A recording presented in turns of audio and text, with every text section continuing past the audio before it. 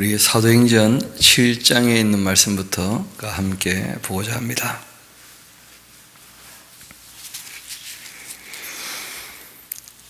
예수님께서 이 성령 강림을 약속하시고 이제 승천하시고 그 예수님 말씀하신 대로 기다렸던 그 예수님 승천을 본 사람은 500여 형제였습니다.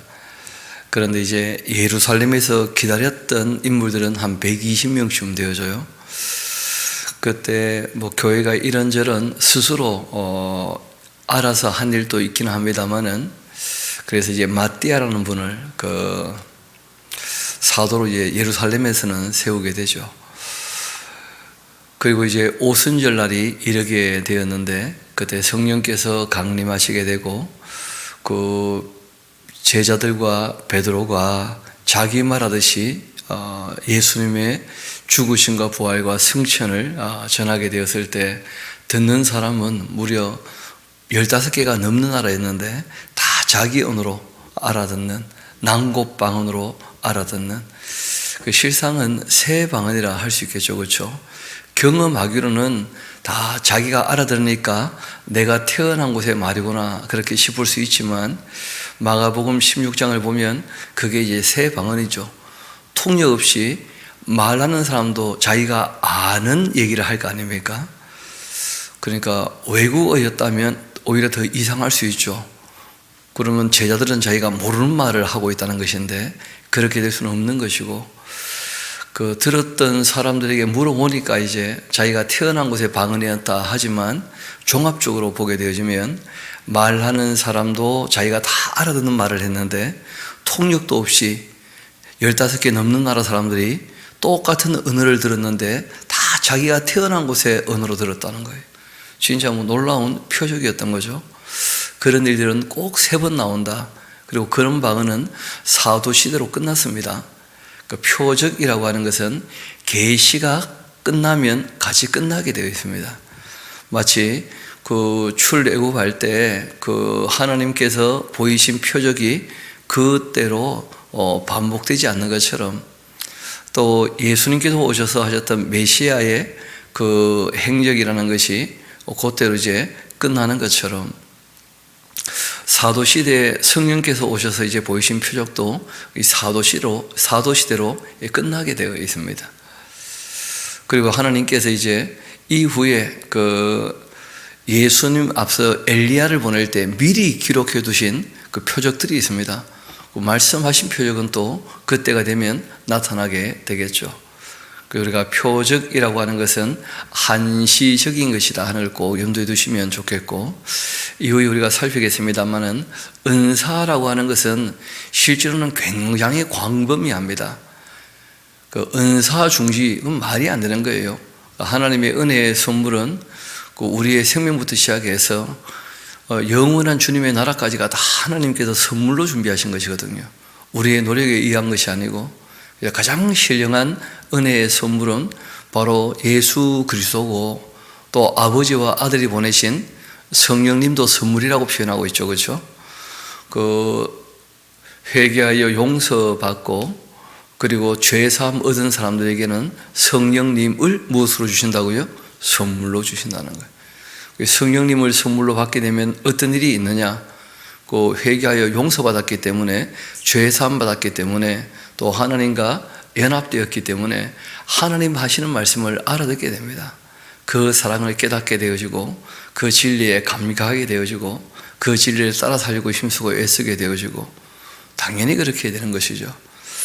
그리고 성령께서 우리에게 선물로 오시면 교회 안에 공동체에서 일어나는 일은 크게 2가지로 이제 드러납니다. 굉장히 다양하겠지만 그걸 결국 이제 2개의 카테고리로 묶을 수가 있는데, 하나는 사랑으로 돌보는 거예요. 사랑으로. 다양한 것이 있겠죠. 그렇죠? 그리고 또 한 가지는 진리 자체를 가르치는 거예요. 진리를 전하고 가르치는 일과 또 사랑으로 돌보는 일. 그래서 예수님도 처음부터 성령님을 소개할 때 성령께서 임하시면 내 증인이 될 것이다, 그렇게 하신 거예요. 하나님의 사랑이 어떠한지, 그분이 주신 진리가 무엇인지를 알도록 하시는, 그리고 그렇게 살도록 도우시는 바로 그분이 성령님이시거든요. 요즘에 너무 성령님에 대한 이해가 잘못되어 있어서 악령이 그 교회 안에서 너무 심하게 장난치는 것 아닌가 하는 그런 염려가 참 큽니다. 우리 그 사도행전에 기록된 대로 쭉 살펴보면 성령께서 어떻게 역사하시는지를 확실히 알 수 있으니까 사도행전을 성령 행적이다 하고 말씀을 드리기도 했지 않습니까? 성령께서 함께 하신 베드로에 대한 이 베드로 사도를 중심으로 한 이야기, 그리고 이제 이 뒤에는 바울을 중심으로 한 그 이야기가 나오게 됩니다. 그렇게 해서 이제 복음이 제일 먼저 예루살렘에 전파되었죠. 전파되고 난 다음에 이방인 교회가 이제 아직 세워지기 전 헬라파 유대인들이라는 사람들이 먼저 있습니다. 그분들은 유대인들이죠. 유대 교인들인데 그 중에 이제 그 처음에는 마다 유무상통한다고 갖다 바쳤다가 그 시간이 조금 지나면서 먹을 게 점점 떨어지고 기대했던 대로 예수님 빨리 오시지 않고 하니까 재정적으로 조금 압박을 받으면서 문제가 생기고, 그러니까 헬라파 유대인들 중에 그 과부들이 구제해서 이제 빠지게 되어지고, 사람이 많으니까 함께 모여있는 또 그런 공동체가 아니니까 누군가가 좀 돌봐줘야 될 입장인데 그 쉽지가 않았던 일이죠. 그래서 이제 7명의 일꾼을 세웠던 이야기까지 우리가 지난 시간 보게 되었습니다. 근데 이제 그 7명의 일꾼 중에 그 제일 먼저 언급된 분이 스데반이라고 하는 분인데, 뭐 그 이름의 뜻이 면류관이다, 뭐 그런 이름의 뜻이 있다 그러죠. 이 스데반 집사님의 순교 이야기부터 오늘 함께 또 이어보도록 하시겠습니다. 7장 가봅시다.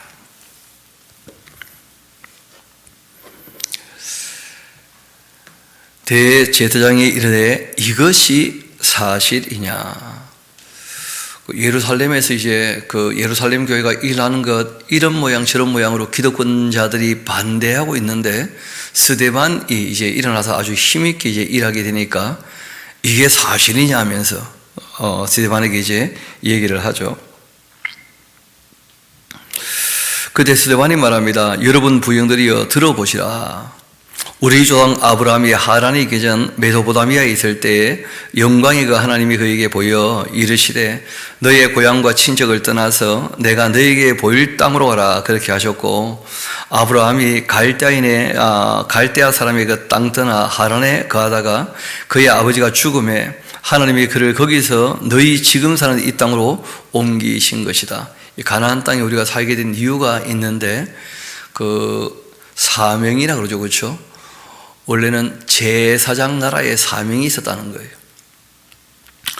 그러나 여기서 밟으실 만한 땅도 유업으로 주지 아니하시고 다만 이 땅을 아직 자식도 없는 그와 그 후손에게 소유를 주신다고 약속으로 그렇게 주셨었는데, 하나님이 또 이같이 말씀하시되 그 후손이 다른 땅에서 나그네가 되리니 그 땅 사람들이 종으로 삼아 400년 동안 괴롭게 하리라 그렇게 하시고, 또 이르시되 종 삼는 나라를 내가 심판할 것이고 그 후에 그들이 나와 이곳에서 나를 섬기라 그렇게 하시고, 할례 언약 아브라함에게 그렇게 주셨더니 그가 이삭을 낳았고 8일 만에 할례를 행하고 이삭이 야곱을, 야곱이 우리 12조상을 낳았지 않는가. 여러 조상이 요셉을 시기하여서 애굽에 팔았더니 하나님이 그와 함께 계셔 그 모든 환난에서 건져내시고 애굽 왕 이 바로 앞에서 은총과 지혜를 주심에 바로가 그를 이 애굽과 그 온 집의 통치자로 세우셨느니라. 그때 애굽과 또 가나안 온 땅에 흉년이 들어서 큰 환난이 있을 때 우리의 조상들이 양식이 없는지라 이 야곱이 애굽에 곡식했다는 그 말을 듣고는 먼저 우리 조상들을 보내고 또 재차 보내매 요셉이 자기 형제들에게 알려지게 되고 또 요셉의 그 친족이 바로에게 드러나게 되니라. 요셉이 사람을 보내어 그 아버지 야곱과 온 친척 이 75사람을 청하여다가 야곱이 애굽으로 내려가서 자기와 그 우리 조상들이 거기에서 죽고 세겜으로 옮겨져 아브라함이 세겜 하물의 그 자손에게서 은으로 값주고 산 무덤에 장사되니라. 하나님이 아브라함에게 약속하신 때가 가까이 왔다 하면서 이 스데반의 설교를 잘 들어보면 지금 창세기를 굉장히 압축해서 얘기하죠. 창세기 출애굽기에서 자기들이 어떻게 이 자리에 있게 되었는지, 그리고 약속하신 메시아가 어떻게 오셨는지를 아주 간략하게 역사를 가지고 설교를 했다는 거예요. 이런 설교를 이제 역사 설교도 큰 물이 흐르듯이 얘기하는 대하 설교 이렇게 얘기할 수 있는데, 역사를 가지고 예수님을 증언하니까 역사를 아는 사람들이 부인을 못하는 거예요. 그 사실 앞에서. 그 사실 앞에서 부인을 못할 때 두 가지 반응이 나타납니다. 하나는 무엇이냐면 자기를 돌아보면서 회개하는 사람이 있어요.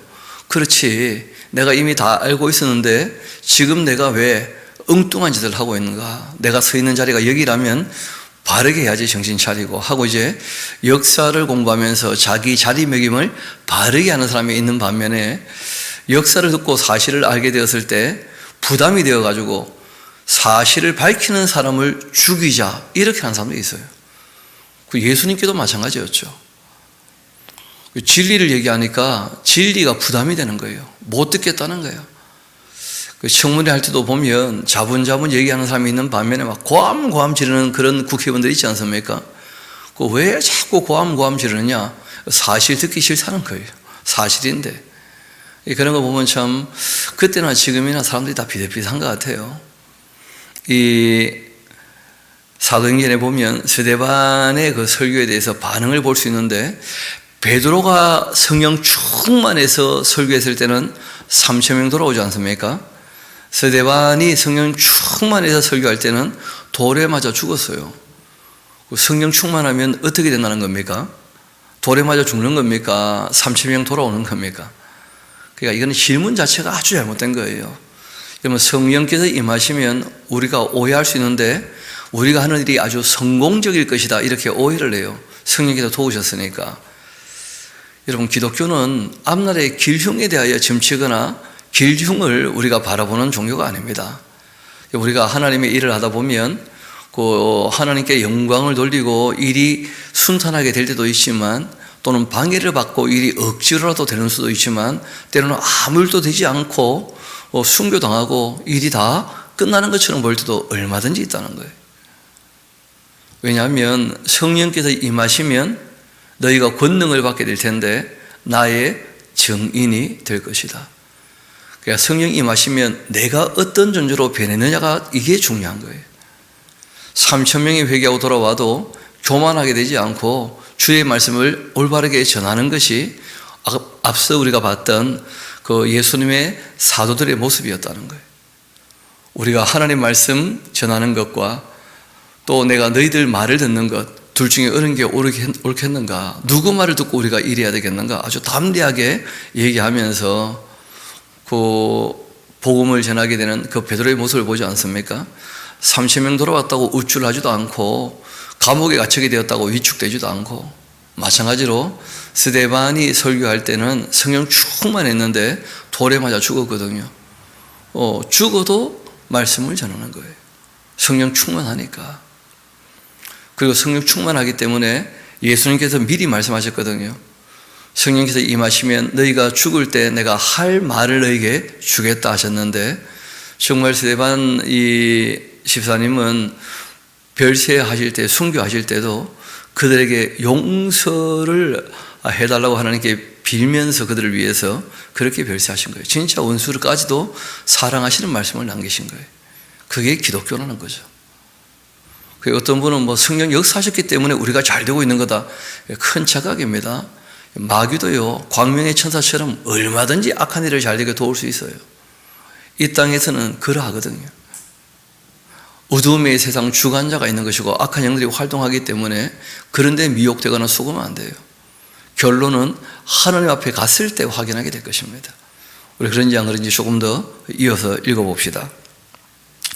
그렇게 창세기 얘기를 쭉 하고 난 다음에 이제 어떤 이야기로 넘어가느냐 하면 18절, 요셉을 알지 못하는 새 임금의 애굽 왕위에 오르매 그가 우리 족속에게 교활한 방법을 써서 조상들을 괴롭게 했고 그 어린 아이들을 내버려 살지 못하게 그렇게 하려 할세. 그때 모세가 태어났는데 하나님 보시기에 아름다운지라 그 아버지 집에서 석 달 동안 길리더니 버려진 후에 바로의 딸이 그를 데려다가 자기 아들로 기르매 모세가 애굽 사람의 모든 지혜를 배워서 그의 그 말과 하는 일들이 능하더라. 나이가 40이 되매 그 형제 이스라엘 자손들 돌볼 생각이 나더니 한 사람이 원통한 일 당함을 보고 보호하여 압제받는 자를 위하여 원수를 갚아 애굽 사람을 쳐 죽이니라. 그는 그 형제들이 하나님께서 자기 손을 통하여 구원해 주시는 것을 깨달으리라 그렇게 생각하였으나 그들이 깨닫지 못하였더라.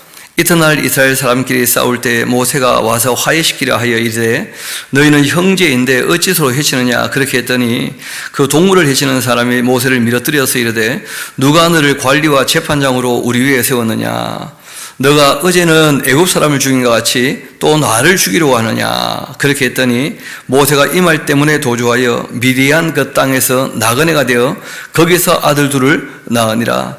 40년이 참에 천사가 시내산 광야 가시나무 떨기 불꽃 가운데에서 그에게 보이거늘 모세가 그 광경을 보고 놀랍게 여겨 알아보려고 가까이 가니 주의 소리가 있어 나는 내 조상의 그 하나님 즉 아브라함과 이삭과 야곱의 하나님이라 하신데 모세가 무서워 감히 바라보지 못하더라.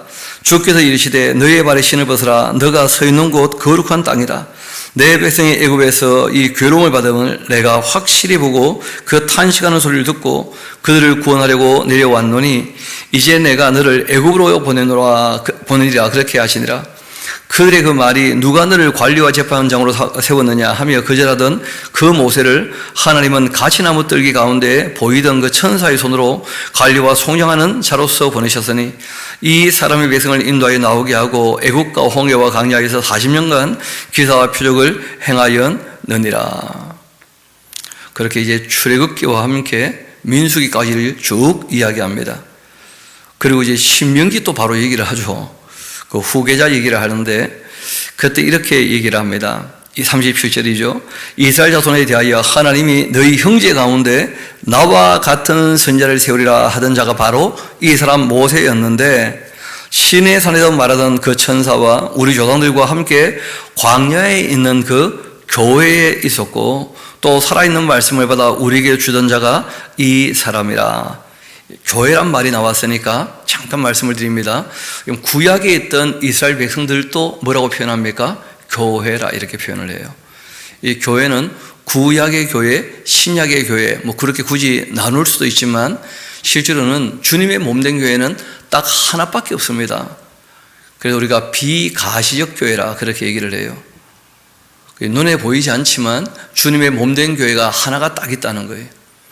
그러니까 우리 지금 이렇게 모이는 모임도 하나의 교회일 수 있는데 그런데 이 교회는 독립된 교회가 아니고 지교회라 그래요. 가지 지자를 써서 다 주님의 몸에 붙어있는 교회인 것이죠. 또 우리가 함께 모이는 이 장소는 그 교회가 원래 아닙니다.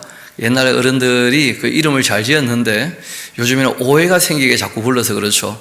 교회당, 예배당, 그 교회가 모이는 곳일 뿐이에요. 건물은. 교회라고 할 때는 건물이 아니라 누구라는 거예요? 사람이에요, 사람. 하나님 앞에 예배하러 함께 모이는 그 모든 사람들을 다 뭐라고 합니까? 교회라고 해요. 그래서 용서받고 죄 사함받고 성령께서 연합되게 하셔서 하나님과 함께 하시는 그 모든 사람들을 교회라고 합니다. 여러분 구약의 교회는 죄 사함에 대해서는 이후에 하나님께서 하실 것이고 성령께서 함께 하시지만 계시되기 전이기 때문에 잘 인식을 못한 것 뿐입니다. 실제로는 삼위일체 하나님과 늘 함께 하는 것이죠. 실제로 지금 이제 신약교회는 예수님이 계시가 되셨고 죄 사함 받은 사건 이후고 성령께서 계시된 다음이기 때문에 우리가 좀 더 명료하게 교회에 대한 인식을 갖고 있는 거예요. 그래서 구약의 교회가 있고 신약의 교회가 있고 이 요한계시록을 보면 이 교회는 마지막 나팔이 이제 완성이 되죠. 그렇죠? 낙원에 있는 사람들은 다 부활할 것이고 이 땅에 있는 사람들은 다 인침받았다가 뭐 휴거되는 일들이 이제 있게 될 터인데 그런 것들은 징조가 있고 난 다음에 이제 종말의 카운트다운이 시작되니까 뭐 지금부터 한참 후에나 있을 일이 될 것입니다. 그리고 난 다음 이제 이스라엘을 중심으로 회복되어지는 그 악을 떠나서 회개했던 사람들은 그 교회이긴 하겠지만 나중에는 다 주님께 연합되겠지만 그러나 그 전에 이제 이 땅에 임하는 천년 왕국이라고 하는 예수님께서 철장으로 이 땅을 직접 통치하실 때 그 통치 아래에 있게 되는 사람들은 말 그대로 천년왕국의 백성이 되는 것이죠. 그리고 그 일이 끝나고 난 다음에 이제 궁극적인 천국을 이루게 되는 것입니다. 그런 과정들이 나름대로 성경이 다 정리가 되어 있는데, 교회라고 할 때 그 교회가 바로 주님의 몸 딱 하나밖에 없다, 이걸 꼭 기억하시면 좋겠어요. 그래서 달리 또 표현할 때는 뭐라고 하느냐면 그리스도의 신부라 이렇게 표현하기도 하죠. 그 그리스도의 신부는 바로 새 예루살렘이고 12지파의 그 이름으로 12진주문이 있고 12사도의 이름으로 그 기초석이 놓여 있는 것을 보면 이게 완성된 교회구나, 그런 우리가 또 알 수가 있는 것이죠. 교회란 말이 나와서 잠깐 언지를 드렸는데, 이 교자가 모일 교자이기도 하고 또 교제할 때 교자이기도 하고 가르칠 교자이기도 하고 실제로 뭐 다 쓸 수 있습니다. 그런데 그 헬라어로서는 그 교회란 말이 참 재미있는 표현입니다. 에클레시아. 그 말은 무슨 말이냐면 세상에서 불러낸 하나님의 사람들이다, 그런 뜻이에요. 그래서 구약에서는 그것을 카도시, 거룩한 사람들이다. 그 세상과 구별되게 하나님께서 불러낸 사람들, 그 사람들이 교회죠, 교회. 주님의 뜻을 따라 살도록 불러낸 사람들, 하나님과 사귀도록 불러낸 사람들, 그런 사람들이 주님의 몸된 교회라는 거예요.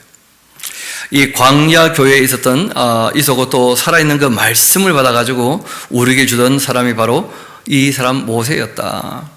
우리 조상들이 모세에게 복종하고 하지 아니하고자 해서 거절하며 또 그 마음이 도리어 애굽으로 향하고 아론도로 말하되 우리를 인도할 그 신들을 우리를 위하여 만들라. 애굽 땅에서 우리를 인도하던 이 모세는 어떻게 되는지 알지 못하노라. 그렇게 하고는 그때 그들이 그 송아지를 만들어서 그 우상 앞에 제사하며 자기 돈으로 만든 것을 기뻐하더니 하나님께서 외면하사 그들을 그 하늘의 군대에 숨기는 일에 버려두셨으니 이는 선지자의 그 책에 기록된 바 이스라엘 집이여 너희가 광야에서 40년간 희생과 제물을 내게 드린 일이 있었느냐. 이 몰록의 장막과 신 레판의 별을 받들었으며 이것은 너희가 절하고자 해서 너희를 위해서 너희가 스스로 만든 그 형상이지 않는가 말이에요. 하나님께서 그들을 인도하심에도 여전히 우상을 숨기고 있었다는 거예요. 광야에서도 내가 너희를 바벨론 밖으로 옮기라 함과 같으니라. 광야에서 우리 조상들에게 증거의 장막이 있었는데 이것은 모세에게 말씀하시니가 명하사 그가 본 그 양식대로 만들게 하신 것이었다. 우리 조상들이 그것을 받아 하나님이 그들 앞에서 쫓아내신 이방인의 그 땅을 점령할 때 여호와와 함께 가지고 들어가서 다윗 때까지 이르니라. 다윗이 하나님 앞에서 은혜를 받아 야곱의 집을 위하여 하나님의 처소를 준비하게 하여 달라고 했더니 솔로몬이 그를 위하여 집을 지었지 않느냐. 그렇게 해서 이 이스라엘 역사를 굉장히 압축해서 쭉 얘기하면서 다윗과 솔로몬 이어서 이제 누구를 소개하려고 하느냐? 그 예수님 소개하려고 하는 거죠. 그러나 지극히 높으신 이는 손으로 지은 곳에 계시지 아니하시나니 선지자가 말한 바 주께서 이르시되 하늘은 나의 보좌고 땅은 나의 발등상이다. 너희가 나를 위하여 무슨 집을 짓겠느냐? 나의 안식할 처소가 어디겠느냐? 이 모든 것이 다 내 손으로 지은 것이 아니냐 함과 같지 않느냐? 이 목이 곧고 마음과 귀에 할례를 받지 못한 사람들아, 너희도 너희 조상들과 같이 항상 성령님을 거스리고 있다. 그러니까 실제로 하나님의 뜻을 전혀 못 알아듣고 있다는 거예요. 너희 조상들이 선지자들 중에 누구를 박해하지 아니하였냐? 의인이 오리시리라 예고한 자들을 그들이 죽였고 이제 너희는 그 의인을 잡아준 자고 살인자가 된 거 아니냐 말이에요. 구약에 끊임없이 하나님의 사람들을 괴롭히고 하나님의 이 예언자들 다 죽이더니 얼마 전에 또 하나님의 아들 그 예수님 너희가 죽였다는 거예요. 게다가 성전이라고 하는 것도 하늘에 있는 모형, 이 실상을 이 땅에 있는 모형으로 그렇게 증거하기 위하여 장막을 만든 것 뿐이었고, 그거는 이제 이동할 때 잠깐 필요했던 것이었고, 다윗 때 하나님께 성전 지어드리기로 해서 솔로몬 때 지었던 성전, 그는 잘 아는 것처럼 바벨론 때 완전히 무너졌고 그게 본질이 아니었다는 것이죠. 그래서 바벨론에 잡혀갔던 사람들이 이제 회개하고 돌아오니까 그들에게 또다시 성전을 짓게 하셨던 그 성전이 지금 그 예수님 당시에 또 이 스데반이 설교할 당시에 서 있는 것이거든요. 그러니까 성전 자체는, 이 건물 자체는 본질이 아니라는 거예요. 스데반이 얘기하는 것이 하나님 말씀을 따르고 있냐는 거예요. 그 말씀을 완전케 하신 분이 바로 모세가 소개했던 바로 그 예수님인데, 그 예수님께서 모세 율법을 완성하셨는데 지금 두 가지가 큰 문제가 되고 있지 않습니까? 모세의 율법을 예수님이 완성했다고 하니까 모세의 율법을 버리는 사람인 것처럼 얘기를 하는 거예요. 또 성전이 이제 무너질 거라고 예수님이 예언하셨는데, 왜냐하면 건물이 아니라 사람이 본질이거든요. 근데 그걸 이제 하나님을 모욕하는 것으로, 하나님이 계시는 집인 성전이 무너진다는 것을 하나님 모욕하는 것으로, 그런 식으로 이제 오해를 다 하고 있으니까 그 오해를 풀려고 예수님에 대해서 쭉 얘기를 하는 거예요. 이어봅시다. 52절. 너희 조상들이 선자들 중에 누구를 박해하지 아니했냐? 의인이 오시리라 예고한 자들을 그들이 죽여버렸고, 이제 너희는 그렇게 구약에 예언된 대로 오셨던 그 예수님을, 그 의인을 잡아준 자고 살인한 자가 된 것이 아니냐? 너희는 천사가 전한 율법을 받고도 지키지도 아니하였다 하고 아주 역사를 가지고 그들의 이 실제 모습을 딱 드러내니까, 지난번 베드로가 설교할 때는 회개한 사람이 있었잖아요. 근데 회개할 만한 사람은 듣고 다 회개했고요. 그 다음 사람은 예수님이 직접 얘기해도 예수님도 죽이는 사람들이니까, 그들이 이 말을 듣고는 마음에 찔려 그를 향하여 이를 갈거늘 스데반이 성령 충만하여 하늘을 우러러 주목하고 하나님의 그 영광감인 예수께서 하나님 우편에 서신 것을 보고 말하되, 보라, 하늘 열리고 인자가 하나님 우편에 서신 것을 보노라 하니까 그들이 큰 소리 지르며 귀 막고 막 일찍 그에게 달려들어. 귀를 왜 막겠습니까? 사실을 들으니까 기분 나쁘다는 거예요. 회개할 마음이 전혀 없는 사람들이죠. 성 밖으로 내치고 돌로 칠세 증인들이 옷을 벗어 사울이라 하는 그 청년의 발 앞에 두니라. 그들이 돌로 스데반을 치니 스데반이 부르짖어 이르되, 주 예수여 내 영혼을 받으시옵소서. 그 다음 60절이 굉장히 중요한 말씀입니다.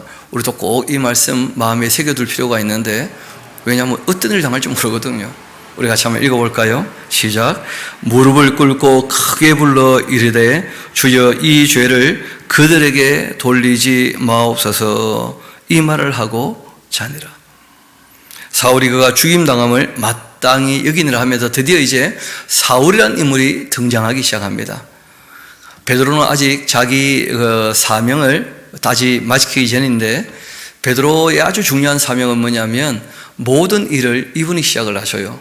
예루살렘 교회의 시작도 이분이 성령님을 소개함으로써 시작된 것이고, 이방인 교회의 시작도 베드로가 이제 그 고넬료 과정에서 그 성령 하나님을 소개함으로써 시작이 되거든요. 그래서 베드로 사도가 역할이 굉장히 중요하죠. 그렇지만 실제로 이제 이방인들을 위하여 복음을 전하면서 글을 많이 남기신 분은 누구냐면 그 히브리어로는 이름이 사울입니다. 여호와께 구했다 뭐 그런 정도의 뜻이 있는 이름인데, 이후에 이제 이분이 헬라식 이름을 사용하게 되죠. 원래 이름이 두 개가 있었어요. 헬라식 이름이 뭐냐면 바울이라 하는 이름이 있었던 것이죠. 그래서 히브리식 이름은 그 예루살렘에 처음 이제 히브리인들과 함께 있을 때, 원래는 길리기아 다도 사람이지만 예루살렘에 이제 공부하러 오셔가지고 랍비가 되려고 애를 썼기 때문에 당연히 히브리식 이름을 쓰다가 이분이 이제 이방인들에게 복음을 전하다 보니까 헬라식 이름으로 이름을 바꾸는 게 좋겠다. 그래서 원래 이제 헬라식 이름도 있었으니까 그 이름을 주로 쓰게 되어서 우리가 이제는 뭐 사도 바울 다 바울로 그렇게 이름을 알고 있죠. 원래 이름은 사울이었습니다. 히브리식 이름이 이 사울이죠, 그렇죠? 이어봅시다. 그렇게 이 스데반은 예수님께서 십자가에서 이 달리실 때 남기셨던 말씀과 똑같은 말씀을 남기신 거예요. 저들이 하는 일을 알지 못하나이다. 그러니 용서해 주시라. 용서해 주시라. 그래서 우리는 우리를 핍박하는 사람들을 모욕하거나 공격하거나 그렇게 하지 맙시다. 우리는 진리를 전할 뿐이고 위하여 기도합시다. 왜냐하면 저들이 하는 일을 알지 못하기 때문에, 몰라서 그런 일이 많거든요. 성경에 대해서 잘 모르면 그 오해를 가지고 함부로 하는 사람들이 얼마든지 있을 수 있으니까 우리가 위하여 기도해야 될 겁니다. 그리고 부지런히 복음을 전해야 될 겁니다. 사울은 처음에는 오해를 했었기 때문에 그 스데반 죽는 걸 당연하게 여겼다는 거예요. 당연하게. 그렇지만 본인도 압니다. 뭘 아느냐? 스데반이 얘기한 것이 사실이라는 걸 본인도 알아요. 왜냐하면 본인이 구약을 완전히 통달한 분이었거든요. 그런데 성령께서 임하시기 전이고 바울 입장에서는 그 당시 사울이라는 이름이지 않습니까? 구약을 다 알아도 이게 어떻게 이어져서 하나님께서 그 아들을 보내셨는지 또 우리가 어떻게 됐는지 거기까지는 몰라요. 그 어떻게 보면 종교를 가지고, 이 당시에는 종교국가니까 이 이스라엘 나라가 종교로서 어떤 성공을 꿈꾸는 그런 사람이 아니었겠는가, 그런 생각들을 해볼 수 있습니다. 왜냐하면 이후에 로마서에 보면 그런 이 생각들이 언뜻 좀 비치거든요, 실제로. 여하튼 그 사울이라는 사람은 스데반이 죽을 때 당연히 잘 죽었다, 이렇게 생각하는 사람이었는데, 한편 이렇게 예루살렘에서 이제 그 헬라파 유대인들이 핍박을 받게 되자 떠날 수밖에 없죠. 그렇게 해서 이제 흩어지게 되면서 이미 믿는 사람들이 가만히 있지는 않을 거 아닙니까? 그렇죠? 그래서 성령께서 함께 하시는 사람들이 말씀을 전하게 되니까 예루살렘과 이제 유대와 어디까지요? 사마리아까지 이 복음이 전파되는 이야기가 이제 이어져 나오게 되는 거예요. 이어봅시다. 그날 예루살렘에 있는 교회에 큰 박해가 있게 되었고 사도 외에 다 유다 또 사마리아 모든 땅으로 이제 흩어지게 되었다. 그래서 유다 땅에 복음이 전파된 내용들은 뭐 그런 일이 있었지만 어떤 사건을 기록해 놓지는 않습니다. 유다와 또 이 사마리아 그리고 이제 모든 땅으로 흩어지게 되었다. 경건한 사람들이 그 스데반을 장사 지냈고 그리고 위하여 크게 울게 되었고 또 이 사울은 교회를 아주 잔멸하려고 저거 다 죽여버리고 없애버려야 우리가 이런 양심의 소리 안 듣고 우리 마음이 괴롭지도 않을 거다 하면서 막 자기가 회개할 생각 안 하고 자꾸 남을 죽이려고 하는 그런 모습을 아직 볼 수 있죠. 각 집에 들어가 남녀를 끌어다가 옥에 넘겼다는 거예요. 반면 이제 그 흩어졌던 사람들, 이때 이제 대부분 흩어집니다. 교회가 굉장히 위축이 되어져요. 얼마나 위축이 되느냐. 여러분, 안디옥 교회가 이방인 교회고 그리 규모가 있는 교회가 아니었거든요. 근데 그 교회에서 예루살렘 교회에 구제를 위하여 연보를 보낼 때 그게 예루살렘 교회를 먹여 살릴 만큼, 그러니까 예루살렘 교회가 처음에는 뭐 3,000명, 5,000명 왕성했다가 이 헬라파 유대인들이 깨어지면서 교회는 급속도로 이 예루살렘 안에 있는 교회는 축소되게 됩니다. 그리고 이제 사도들도 그 있을 자리가 잘 없는 거예요. 핍박이 아주 본격적으로 시작이 되니까. 그래서 어쩔 수 없이 또 흩어지게 된 것일 수 있죠. 또 달리 말하면 너무 일을 안 하니까, 왜냐하면 예수님 부탁은 예루살렘과 또 이 유다와 사마리아와 땅끝까지 내 증인되라 하는데 예루살렘 교회 성도들은 막 예수님 오실 것만 기다리고 앉아 있으니까 그래서 그러셨는지 핍박이 있으니까 이제 흩어지게 된 거예요.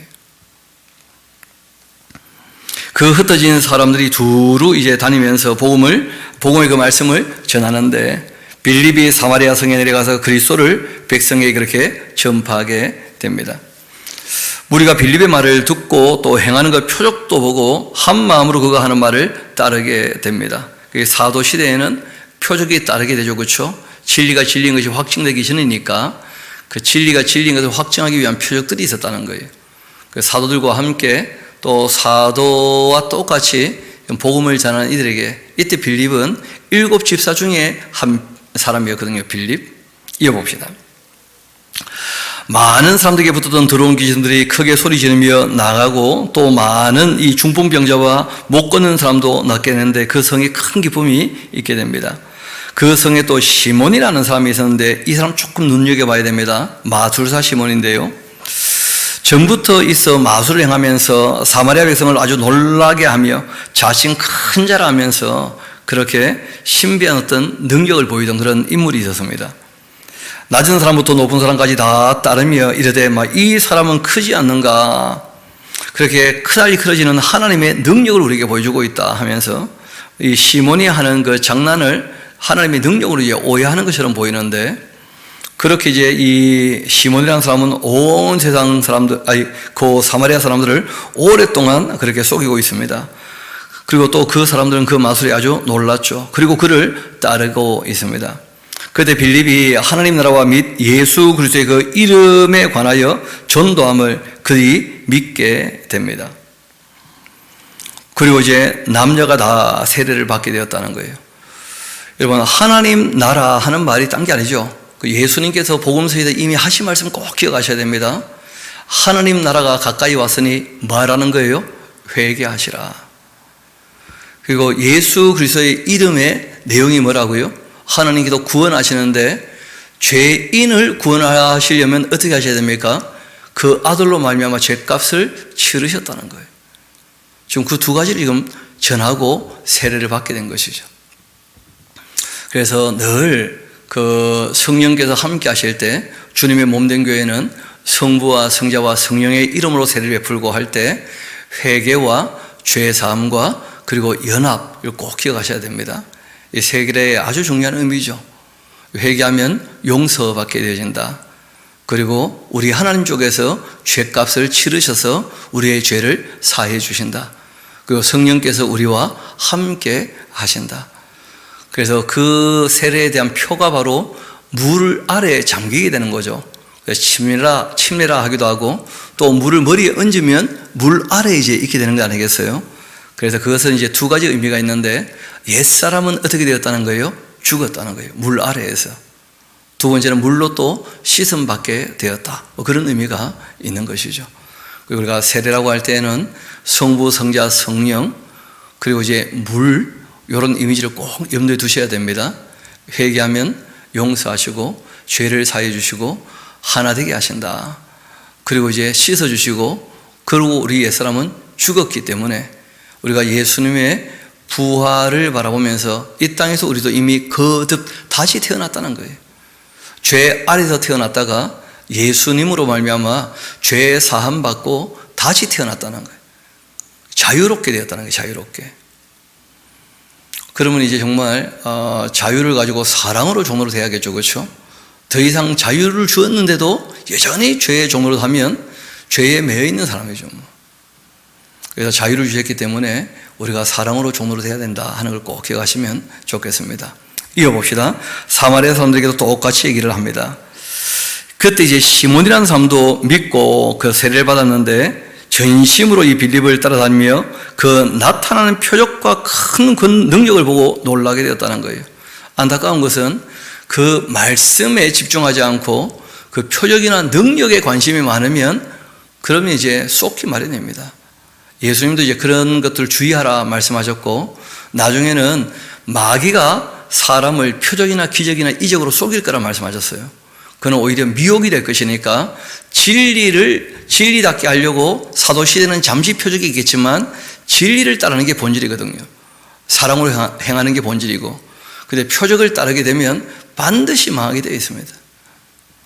예수님도 악한 세대가 뭘 구한다는 거예요? 표적을 구한다는 거예요. 그리고 종말에 대한 얘기를 할 때에도 너희가 사람의 미혹을 주의하라 하시면서 거짓 선지자들은 진리가 아니라 뭘 자꾸 보여주면서 따라오라고 하느냐 하면 표적을 보여주면서, 그런 거 따라가면 안 됩니다. 그게 다 미혹이니까요. 이어봅시다. 어떻게 되고 마는지. 진심으로 빌립을 따라다니며 그 나타나는 표적과 큰 권능을 보고 놀라게 되니까 예루살렘에 있는 사도들이 사마리아도 하나님 말씀을 받았다 함을 듣고는 베드로와 요한을 보내고 그들이 내려가서 그들을 위하여 성령 받기를 기도했더니 이는 아직도 한 사람에게도 성령 내리신 일이 없었고 오직 주 예수의 이름으로 세례만 받을 뿐이었습니다. 그래서 이제 사도가 그들에게 안수함에 성령을 받게 되었다는 거예요. 그러니까 성령님은 사도가 소개하는 것이 제일 중요하죠. 그 당시로서는. 왜냐하면 아무나 성령님을 소개하게 되면 그분이 성령님인지 악령인지 그 개요나 개통을 알 수가 없는 거예요. 그래서 이제 가장 안전하게 누구를 통하여 성령님이 이제 소개됩니까? 사도를 통하여. 그러니까 예루살렘에서도 사도를 통하여, 사마리아에서도 사도를 통하여, 골로새 교회에서도, 고넬료 가정에서도, 이방인 교회에서도 사도를 통하여, 당연히 사도를 통하여 제일 먼저 소개되고 난 다음부터 성령께서 이제 계시되셨으니까 그 다음부터는 이제 활동하실 때 큰 문제가 없게 되는 것이죠. 처음 소개는 뭐 당연히 사도가 다 하게 됩니다. 이어봅시다. 그렇게 사도들이 이제 와서 안수하게 되었고, 18절 이어봅시다. 시몬이 사도들이 그 안수로 성령 받는 것을 보게 되었다는 거예요. 가시적 어떤 표적이 나타났다는 것인데 뭐 상세 기록은 안 되어 있습니다. 왜냐하면 그 자체가 그리 중요한 게 아니거든요. 이미 예루살렘 교회 때 상세하게 다 얘기를 했기 때문에 그러한 것이겠죠. 문제는 돈을 들여서 이르되 이 권능을 나에게도 주어 누구든지 내가 안수하는 사람 성령 받게 하여 주소서 하면서, 지금 교회에도 이런 마두다 시몬 같은 마음이 있는 것 같아요. 임파테이션, 내가 안수하면 성령님의 능력이 전이가 된다, 또는 뭐 이 능력을 돈 주고 살 줄로 알고 막 여기저기 다니면서 성령 능력 받을 거라고 능력 받자면서 이렇게 저렇게 난농처럼 막 사람들이 열불 내는 것들을 보게 되는데, 마두다 시몬의 마지막을 한번 봅시다. 어떻게 되고 마는지. 다시 19절 봐요. 이르되 이 권능을 내게도 주어서 누구든지 내가 안수하는 사람 성령 받게 하여 주소서. 그렇게 했더니 베드로가 한마디 합니다. 너가 하나님의 그 선물을 돈 주고 살 줄로 생각했으니까 너의 은과 너가 함께 망할지어다. 이 성령님은 진리의 영이신데 능력에 관심 많으니까 베드로가 한마디 한 거예요. 너의 은과 함께 너는 망하게 될 거다. 하나님 앞에서 너희 마음이 바르지 못하다. 이 도에는 진리와 상관없이 능력만 탐내니까 이 도에는 너가 관계도 없고 분기될 것도 없다 하면서, 그러므로 너는 이 악함을 회개해야 될 거다. 그리고 주께 기도해라. 혹 마음에 품은 것 사여 주시지 않겠는가. 이런 일이 있었는데 기독교 역사의 그 전성이 남아 있습니다. 결국 이 시몬은 자기 경험이나 자기 체험 그리고 능력을 추구하다가 결국은 이제 악령에 씌여가지고 쏟기 마련이죠. 뭐 진리를 따르지 않으니까. 왜냐하면 성령님은 인격이시기 때문에 원하지 않으면 함께하기 어려우시고 함께하지 못하시거든요. 원하지 않으면. 결국 이제 이 마두다 시몬은 로마에서 높은 건물에서 내가 뛰어내리면 성령께서 도우실 거다고 뛰어내리다가 결국은 거기서 떨어져 죽고 말았어요. 비참하게 끝나고 맙니다. 참 안타까운 사람이죠. 믿기는 확실히 믿었죠. 자기한테 능력이 임했다고.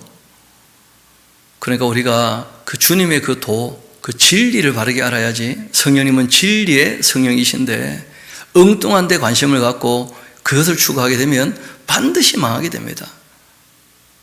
능력받자가 아니라 진리를 배워서 알라는 거예요. 내 제자가 되라고 말씀하신 거예요. 예수님께서. 내가 너에게 분부한 모든 것을 어떻게 해요?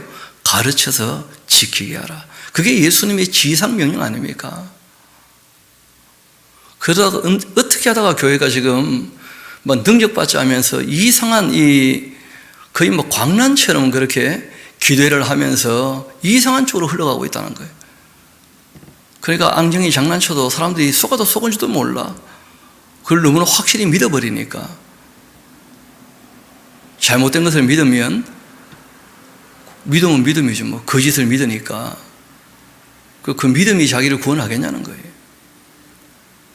우리가 정말 아는 것과 그 믿는 것, 이게 하나가 될 수 있게 해야 돼요. 하나가. 모르고 믿으면 미신이 되고 맙니다. 아무것도 아니에요. 아는데 안 믿으면 참 불행한 사람이에요. 불신자니까 뭐.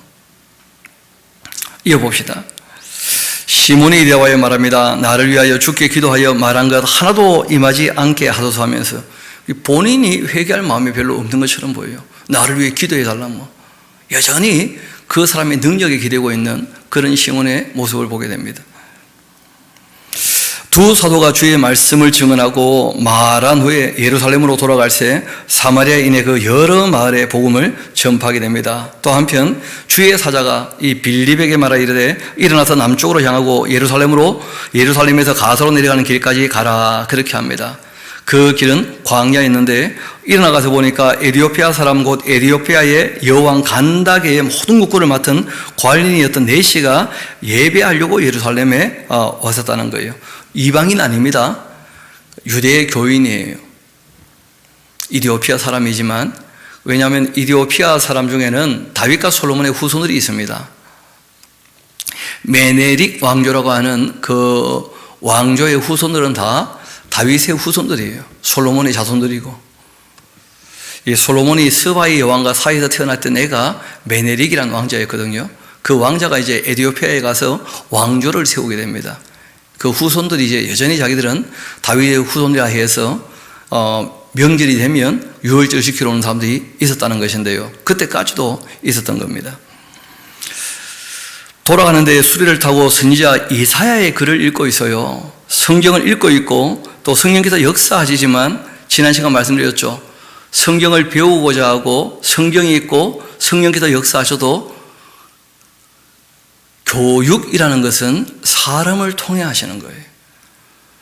우리가 그 출애굽기를 배울 때 기억나실지 모르겠습니다만은, 하나님 스스로 하시는 일들은 아무 문제 없이 다 이루어집니다. 천사를 통해 하시는 일들은 시간이 조금 지체되어도 다 이루어집니다. 사람을 통해 하시는 일은 사람이 안 해버리면 하나님도 아무것도 못하시고 기다릴 수밖에 없는 부분들이 있다는 거예요. 교육이란 부분이 바로 그런 부분들입니다. 그래서 이스라엘 백성들이 하나님과 광야에서 동행하지만 하나님의 율례와 법도를 배우지 못하고 늘 우상숭배에 빠져 있었다는 거예요. 교육이 안 되니까. 그래서 애굽에서 나왔던 장년들은 다 죽고 말지 않습니까? 광야에서 40년 동안에. 그리고 여호수아 때도 교육이 되어지지 않죠. 그러니까 종교 암흑기인 사다시대가 와요. 사무엘 때 은혜를 경험하는 것처럼 보이지만 교육이 안 되니까 다윗과 솔로몬도 하나님 잘 알지 못합니다. 처음에는 조금 성기는 것처럼 보였는데 말년이 다 안 좋죠. 다윗도 마찬가지고 솔로몬도 마찬가지고. 그 다음에 왕들이 일어나서 일을 하지만 하나님의 율례법도에 관심이 있던 젊은 시절은 조금 잘 되어도 끝까지 좋았던 왕들은 거의 없어요. 교육이 안 되니까. 교육은 반복해야 되는 것이거든요. 예언자들이 외치지만 외치는 것과 교육은 또 딴 문제입니다. 결국 이제 안 되고 말아서 구약이 끝나고 마는 것이거든요. 모세가 부탁을 하고 교육을 1000년 만에 한 번 교육한 적이 있습니다. 에스라 느헤미야 시대 때 초막절 성경 강좌가 한 번 있었어요. 그때 처음으로 회개했었습니다. 말씀 앞에서. 그런데 반복 안 하니까 오래 못 갔어요. 원래 7년에 한 번씩이라도 전체를 다 배우라고 부탁하셨거든요. 성경 전부를 배울 마음이 별로 없는 모양이라 제가 봤을 때는 하나님께 너무 관심이 없는 것 같아요. 자기 구원에는 관심이 있는지 모르겠는데 실제로는 하나님 사랑하는 마음이 없는 거겠죠. 하나님 말씀을 다 배우려고 안 하니까. 얼마나 교회가 지금 심각하냐 문제가 이단보다 성경을 더 모른다는 거예요. 이단보다 성경 더 모르면 이단보다 더 못한 거 아닌가요, 솔직히? 그 교회가 그 심각성을 깨닫지 못하는 것 같아요. 안타까워서 제가 말씀을 드리는 것인데 주변 가서 좀 얘기를 해요. 이단보다 성경 모르면서 우리가 정통이 맞겠느냐 그래. 하나님을 사랑한다고 하면서 하나님 말씀을 모르는 것이 사랑이 맞겠냐. 인격적 관계를 맺고 사는데 우리가 대상을 모르는데 그게 사랑이 맞겠느냐. 그렇지 않습니까? 사랑의 가장 기본은 관심이라는 거지, 관심. 하나님께서 하신 일들에 너무 관심이 없는 것 같아요. 하나님에 대해서도 마찬가지고. 그래도 여기 지금 참여하시는 분들이나 새벽에 또 이 방송을 통해서 참여하시는 분들은 올 한 해 그래도 한번 차근차근 성경 다 읽어보자 해서 여기까지 지금 창세기부터 해서 오게 된 것이었는데 반복하지 않으면 또 별로 남아있지 않을 겁니다. 반복하는 게 참 중요해요. 이어서 나머지 부분 같이 봅시다. 그래서 이제 성령께서 어떻게 하시느냐, 성경을 꼭 알고 싶어 하니까 교사를 붙여주셨다는 거예요. 그분이 바로 빌립이라는 빌립. 그러니까 이때는 이제 교사가 너무 귀하니까 빌립이면 여기서 얘기하고 저기서 얘기하고 좀 바쁘게 다니고 있는 것을 보게 됩니다. 이어봅시다. 28절 돌아가는데 수리를 타고 선지자 이사야의 글을 읽고 있었고 성령이 빌립들을 이르시되 이 수리로 가까이 나가라. 그렇게 하시거늘 빌립이 달려가서 선지자 이사야의 글 읽는 것 듣고 말하되 읽는 것을 깨닫느뇨. 이게 중요한 얘기죠. 그렇죠? 단지 읽는다고 깨달아지느냐? 그렇지 않다는 거예요. 아는 사람만이 전할 수 있어요. 이건 그래서 꼭 적어 놓으십시오. 예수님이 3년 반 가르친 이유가 있다는 거예요. 그러니까 예수님께서 제자들에게 끊임없이 3년 반 동안 구약을 바르게 해석해 주신 거예요. 그리고 예수님 말씀을 가르치신 것이죠. 그렇게 해서 이제 성령께서 임하시자 그게 다 기억이 나고 깨달아지게 된 거예요. 왜냐하면 예수님께서 가르치셨기 때문에. 그래서 그것이 이제 전달되고 전달되어서 지금 여기 우리에게까지 오게 된 겁니다. 단지 읽는다고 되는 게 아니에요. 그리고 우리가 강독회를 하는 것이죠. 그냥 단지 읽는다면야 요즘에는 뭐 성경 읽어주는 프로그램도 많지 않습니까? 근데 문제는 읽는 것을 깨닫느뇨. 그게 무슨 이야기인지 좀 봐야 될 거 아니겠어요? 그 읽는 것은 읽는 대로 끝나버리고 신앙은 자기 멋대로 해버리고 뭐 아무 의미가 없잖아요. 그러면 말씀을 읽고 깨달아야 깨달은 말씀을 따라 살지 않겠습니까? 읽는 것을 깨닫느뇨. 대답하되 지도해 주는 사람이 없으니 어찌 깨달을 수가 있겠는가? 굉장히 신선한 분이죠. 그렇죠? 빌립을 청하여 수레에 올라 같이 앉으라 그렇게 했고 읽는 성경 구절은 이것이었습니다. 이사야서에 있는 말씀이었는데 그가 도달자에게로 가는 그 양과 같이 끌려갔고 틀 깎는 자 앞에 있는 어린 양이 조용한 것 같이 그 입을 열지 아니하였도다. 그가 굴욕을 당했을 때 공정한 재판도 받지 못하였으니까 누가 그의 그 세대를 말하리요. 그 생명이 땅에서 빼앗김이로다. 이런 말씀이 그 이사야서에 기록되어져 있는데 이사야 53장에 나오는 그 메시아의 고난에 대한 이야기죠. 그렇죠? 그 내시가 빌립에게 말합니다. 청컨대 내가 물어보겠는데 선지자가 이 말한 것이 누구를 가리킴이냐? 자기를 가리킴이냐? 타인을 가리킴이냐? 그 빌립이 입 열어 이 글에서 시작하여 예수를 가르쳐서 복음을 전했다는 거예요. 예수를 가르쳐 전한 복음이 뭐냐면 바로 복음의 핵심이죠. 좀 복음의 핵심은 네 가지를 꼭 기억하셔야 됩니다. 제일 먼저는 회개하면 용서해 주신다. 두 번째는 그 하나님의 아들 예수님이 십자가에서 우리의 죄값을 지불하셨다. 그것이 바로 회개의 복음, 용서의 복음, 또 십자가의 복음, 구원의 복음, 구속의 복음, 그런 것이죠. 죄에서 건져주셨다. 그리고 이제 그렇게 회개하고 죄사함 받은 사람에게 성령께서 오시는데 그 성령께서 오셔서 연합되는 것을 표하기 위해서 또 물로 세례를 베풀죠. 그렇죠? 연합을 확인하기 위해서 씻는 것, 물 아래 죽는 것, 또 거듭나서 주님과 함께하는 것, 이런 것들 다 표하기 위해서 물로 세례를 베풀어요. 그래서 예수님은 물과 성령으로 거듭나지 아니하면 하나님 나라 볼 수 없다, 이런 얘기 하신 것이죠. 예수님께서. 그렇게 이제 연합의 복음이라 얘기해요. 성령께서 오시면 하나님과 연합된다. 그리고 이제 그 영생 복락에 대한 천국 복음이죠. 그렇죠? 영원한 하나님 나라를 선물로 주실 것이다 하는 것도 복음이거든요. 우리 거할 처도도 다 준비해 주시고 천국 만들기 위해서 우리가 애쓰는 게 하나도 없습니다. 우리는 하나님 백성답게 되려고 자기를 다듬어야 돼요. 하나님 나라는 하나님께서 만드십니다. 우리가 천국에 뭐 돌 하나 놓겠습니까? 집을 하나 짓겠습니까? 너희가 할 처소도 다 내가 준비하겠다. 예수님께서 직접 말씀하신 거예요. 이어봅시다. 그렇게 이제 예수를 가르쳐 이 복음을 전하게 되자 그 길 가다가 물이 있는 곳에 이르게 됐을 때 그 내시가 말합니다. 보라, 물이 있으니 내가 세례받으니 무슨 끓이김이 있겠는가. 그 이분은 당연히 이제 하나님 아버지를 섬기는 분이고 예수님 이야기를 통해서 죄사함에 대한 복음을 듣게 되어지고 회개하고 죄사함 받았으니까 성령께서 임하시는 것이죠. 그걸 이제 표로 확증하는 것이 물세례죠. 물세례. 끓이김이 있느냐.